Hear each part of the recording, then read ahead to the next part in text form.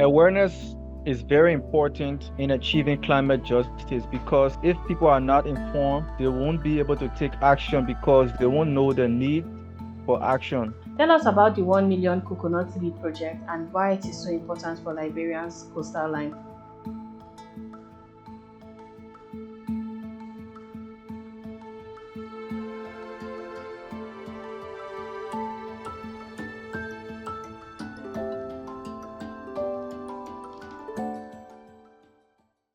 Hello everyone, welcome to the Green Shift. I'm your host, Comfort Apeh Francis. Today we are turning our attention to a crucial question: who gets left behind when the planet changes, and how do we make sure no one does? This episode is titled Eco Justice Now, and it's about more than protecting the environment, it's about protecting people, culture, and community. And joining us is a leader who is turning climate justice from an idea into action across Liberia coastal communities. Our guest today is Charles Morgan Jr., a climate justice activist, SDG advocate, a Max Thabiso Edkins climate ambassador, and a prospective author.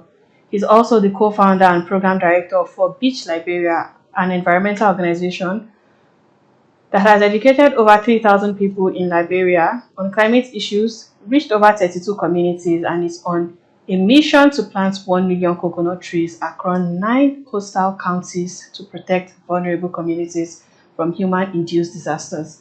Charles, welcome to the Green Shift. Thank you very much. I'm honored to be on the platform. We are honored to have you. Let's start with your journey. What inspired you to focus your activism on climate justice and coastal protection? Um, as you know, Africa and Liberia as a whole is not excluded from the climate crisis.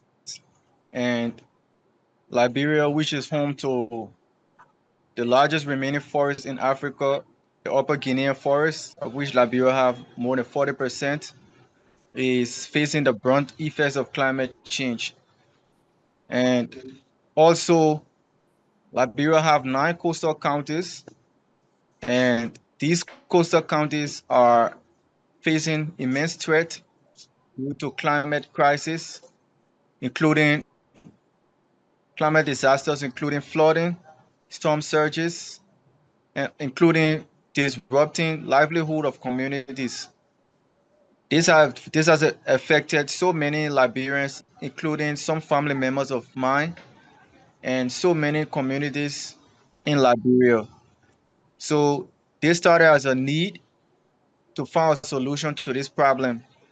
Hence, it, the spark to find solution ignited within me to contribute to finding a solution to the problem.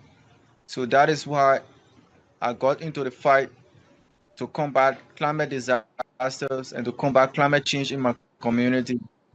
It's lovely having people like you, Charles, that are doing not just climate activism but are also caring for the coastal lines.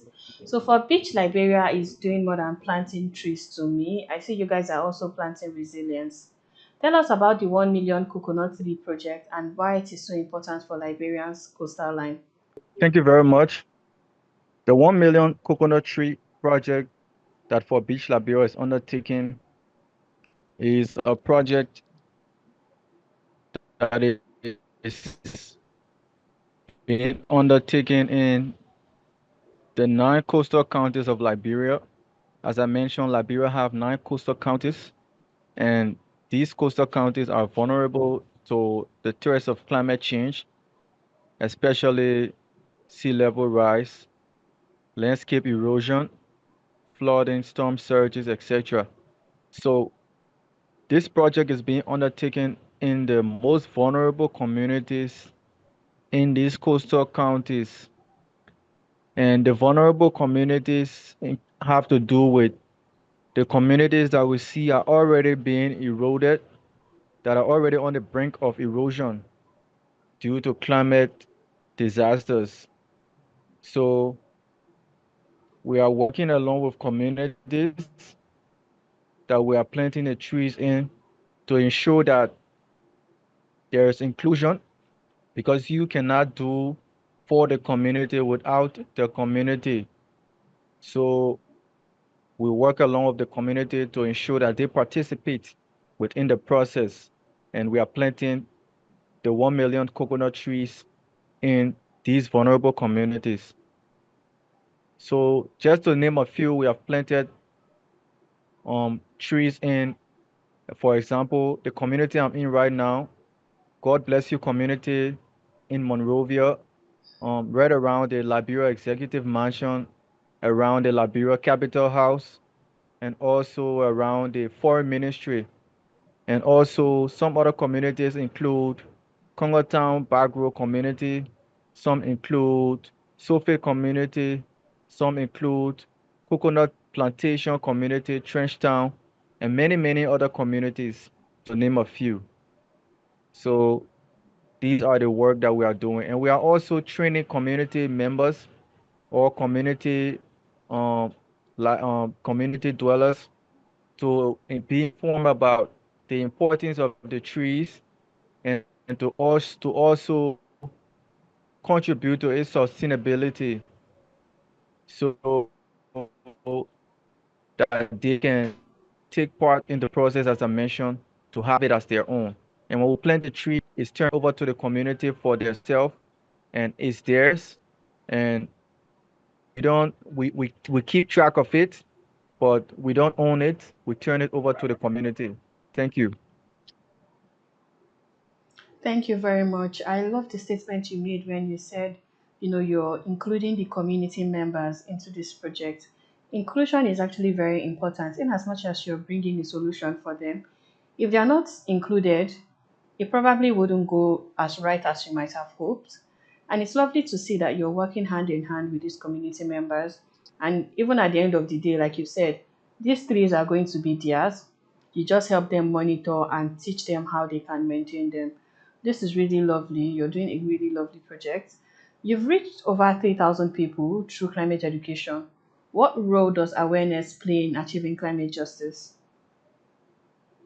Therefore, it is very important for people to be informed about the climate crisis and also to be informed about the root causes of climate change and for them to also know their role and the actions that they can take to mitigating the impacts of climate change in their community and also in their personal livelihood.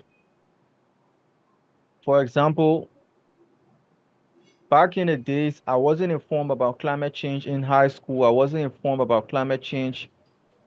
And I didn't know that some of the effects that our communities face on a daily basis were caused by climate change. And it was until in 2017, when my family was affected personally, that's when I became informed after some years, after doing more research and after a friend told me about climate change.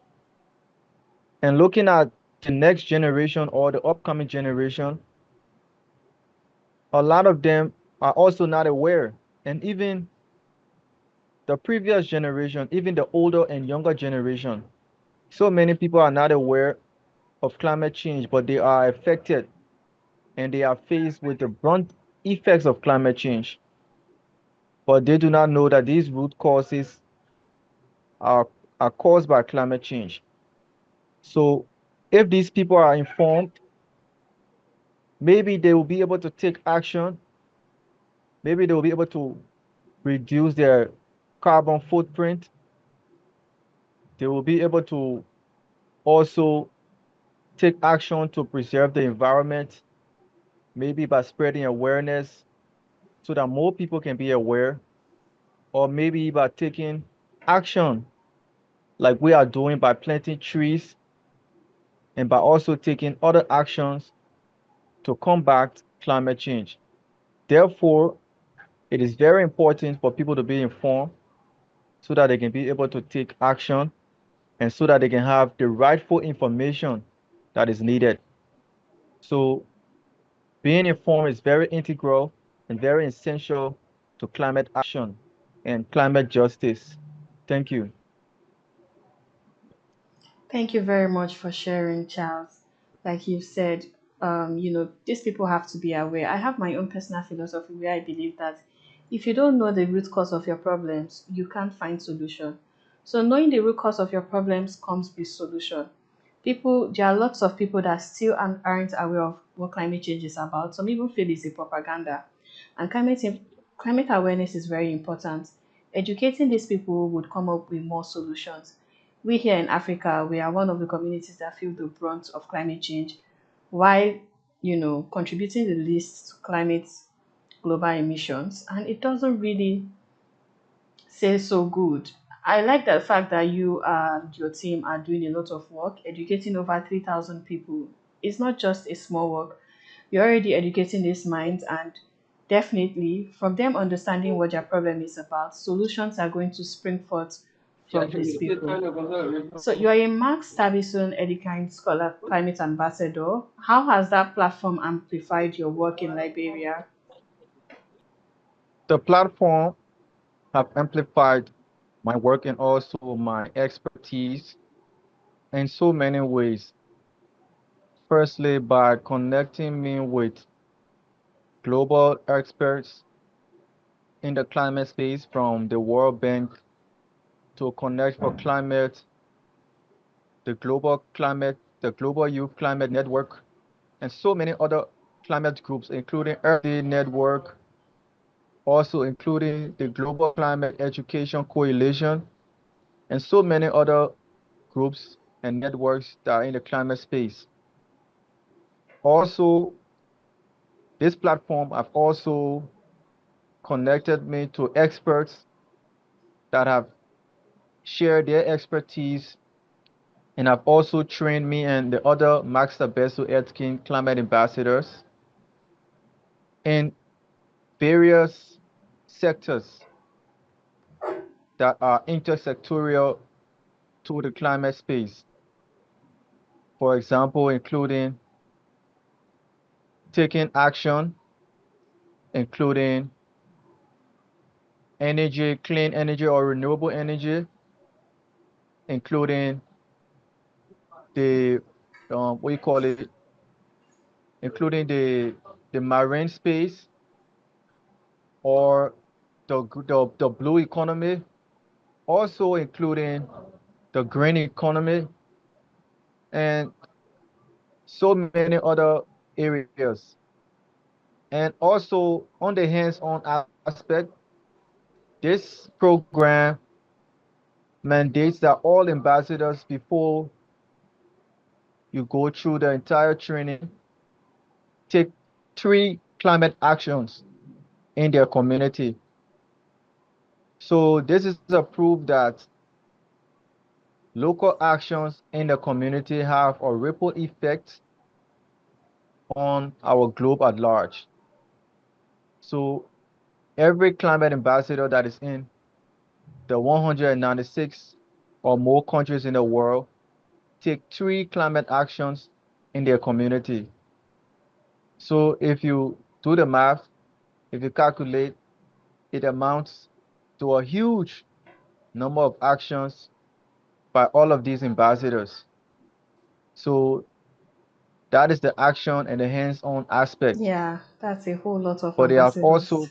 they have sure, and they have also connected me to so many young professionals and so many innovative young people that are taking action in in their country and are also using innovation to contribute to global solutions.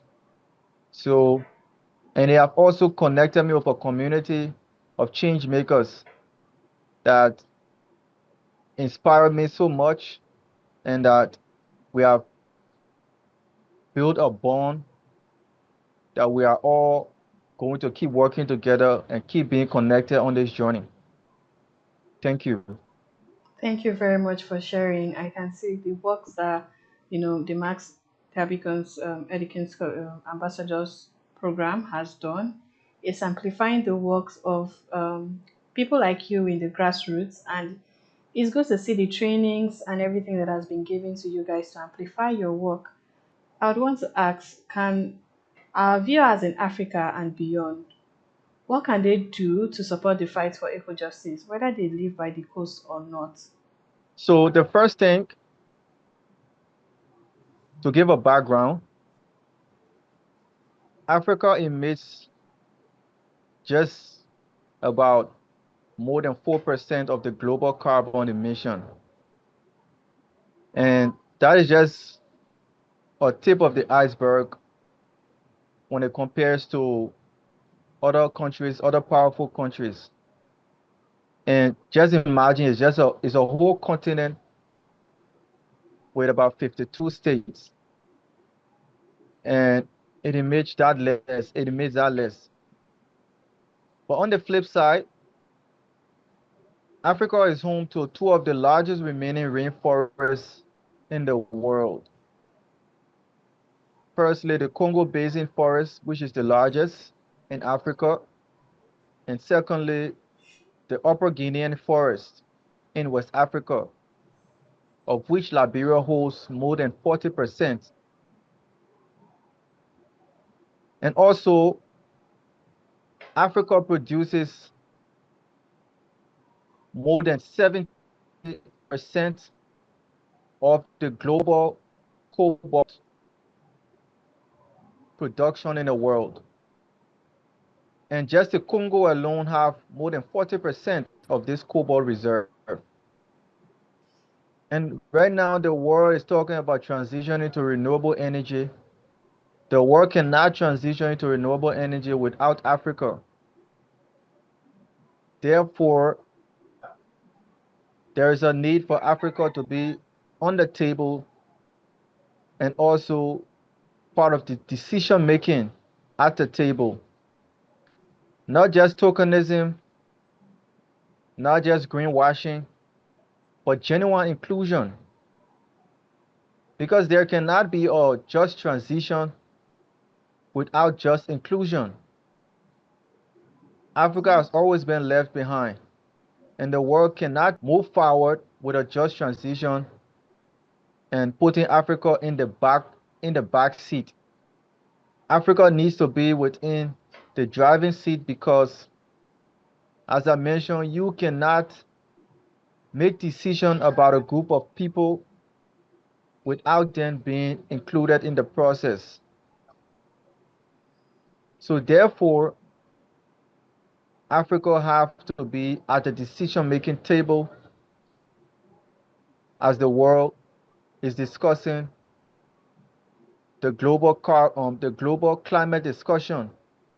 And also, the world is also discussing about carbon trade, the global carbon trade. Right now, as I'm speaking to you, my country, Liberia, is working on the National Carbon and Climate Change Policy. And this policy is in collaboration with the Coalition of Rainforest Nations, of which Liberia, the Congo, Brazil, and other rainforest countries are a part. And on the other hand, the world cannot talk about carbon trade without the inclusion of Africa because, as I mentioned, Africa holds global carbon lungs that are contributing to mitigating the effects of climate change, especially fossil fuels. So there is a need for Africa to be at the decision-making table, and there is a need for Africans all across the continent to join their voices together, to have a strong voice, and to connect as a strong bond to give a unique and a global perspective from the African perspective. Africa together can send a strong message to the world that the world cannot move forward with the climate discussion without the inclusion of Africa. Therefore, Africans should rise up all across the continent, whether you are in Nigeria, whether you are in Liberia, whether you are in Kenya, whether you are in Uganda, whether you are in the Congo, all across Africa, Africans need to rise up for climate justice. Because as you know, the global north and other rich countries have polluted our world, and we are the ones that are faced with the challenges. We are the ones that are faced with the day-to-day effects of climate change. As I speak to you right now, farmers in Liberia are starting to abandon their farming and their crops due to increased heat wave and also due to change of weather patterns. Farmers right now cannot yield the amount of crops that they used to yield before because of climate disasters. And they are starting to abandon farming to turn to other means of livelihood. And it resonates all across the continent. In Uganda, farmers are faced with droughts. In Kenya, likewise.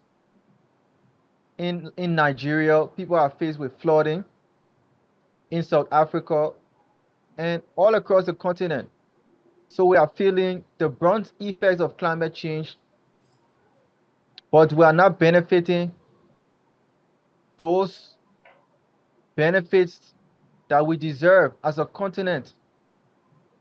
For example, we do not have adaptation resilience to adapt to climate change. We do not have climate finance to help those that are affected by climate disasters.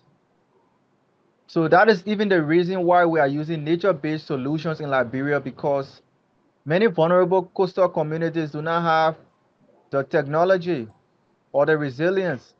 For example, communities do not have dikes, do not have coastal revertment, and do not have the necessary technology to adapt to the climate crisis. That is why we are using nature-based solutions.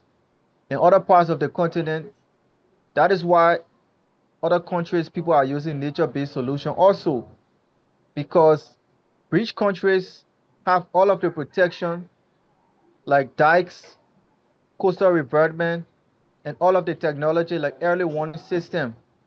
But we do not have it. And we are the ones that are faced with the brunt of climate change. And also on the other hand, fossil fuel companies affect our livelihood.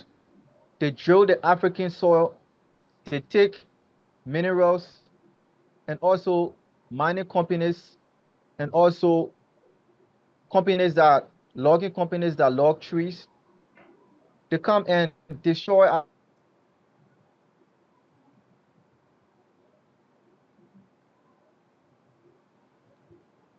our natural resources and export it to rich countries. And we are the ones that are left. Most time, Africa is left out. For example, in Nigeria, shell company have exploited the resources, have drilled so many oil for decades, and have left Nigerians with the effects, and the ripple effects affects people's daily activities and daily livelihoods. That is why, for example, activists like Iwa and the Ogoni Nine were advocating for the livelihood of people to be protected, because most time rich countries do not care about our livelihood. They only care about exploiting our minerals and leaving us to stay with the effects. Therefore, there is a need for Africans to collaborate and to also join together with a united voice to call for climate justice, climate finance, and just transition. Thank you. Thank you very much, Charles, for sharing. It's no news that Africa contributes the least to global emissions, and our communities feel the brunt of climate change. The impacts of climate change are very evident in Africa. Farmers can't return to farms. Some of them are seeking alternatives. Crop yields have reduced. There are impacts of flooding, other forms of disasters, droughts. All these things are happening here. While we have big corporations that have exploited Africa, the impact of exploitative extremism is real. And from the example you made with Nigeria and Shell, you can see what is happening in the Niger Delta region. And we can even see, we're talking about, how the world wants to transition to clean energy.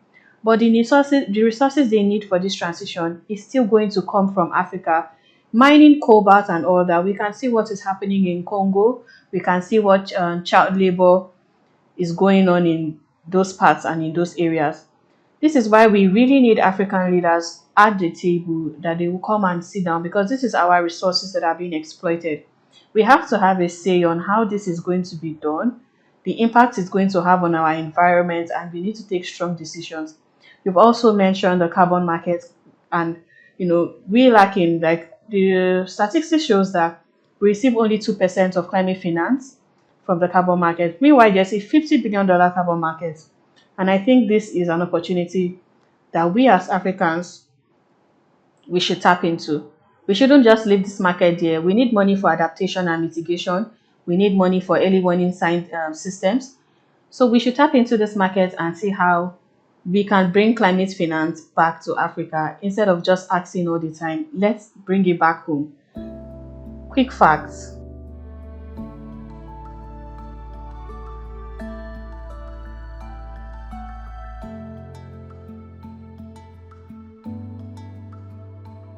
Charles, thank you for showing us that climate justice is not just a slogan. It's a commitment to protecting people and the planet.